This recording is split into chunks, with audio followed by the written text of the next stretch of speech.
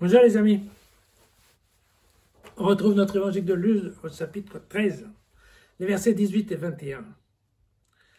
Il dit alors, à quoi est comparable le royaume de Dieu? À quoi le comparerai-je?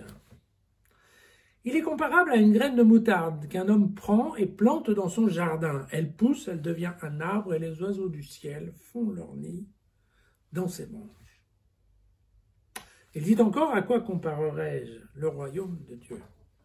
Il est comparable à du levain qu'une femme prend et enfouit dans 3 mesures de farine, si bien que toute la masse lève. Voilà, 2 petites paraboles qu'on retrouve chez Matthieu, et même la première, celle de la moutarde, on la retrouve aussi chez Marc. D'accord? C'est pour ça que cette histoire ne vous paraît pas une histoire très nouvelle, parce qu'on l'a déjà lue, et à mon avis, plusieurs fois. Bien. Qu'est-ce qui se passe? Nous sommes ici à la fin de la première phase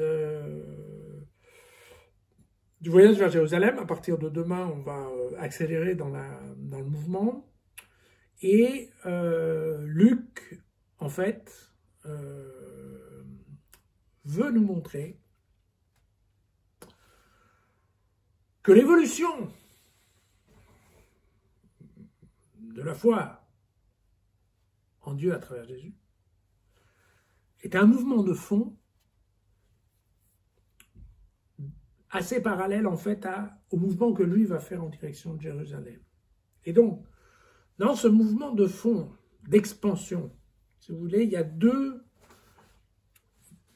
options, il y a deux caractéristiques qui sont importantes. D'une part, le fait que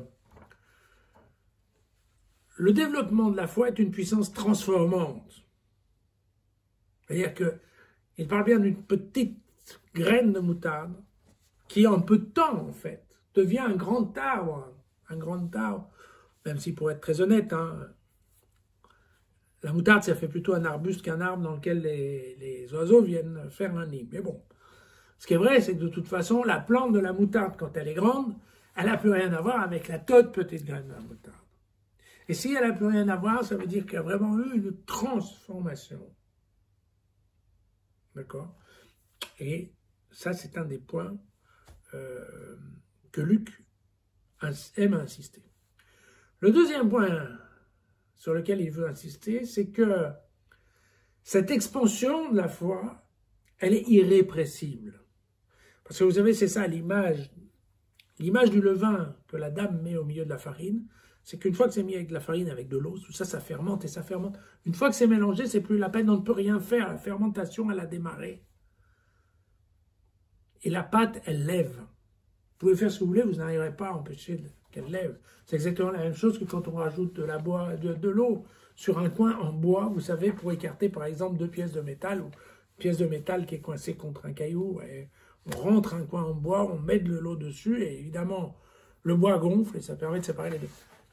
Ça a une force incroyable. Et le mouvement, il est irrépressible. Vous pouvez faire ce que vous voulez, ça va. De toute façon, ça va grossir, ça va monter. Et c'est bien ça, cette double image que Luc tient absolument à nous passer. C'est cette idée que l'expansion de la foi va transformer les gens et qu'elle va gagner tout l'univers. Voilà. Que rien ne pourra l'arrêter. Bon. Si Luc savait, mais disons que, en tout cas, il en aura parlé. À demain.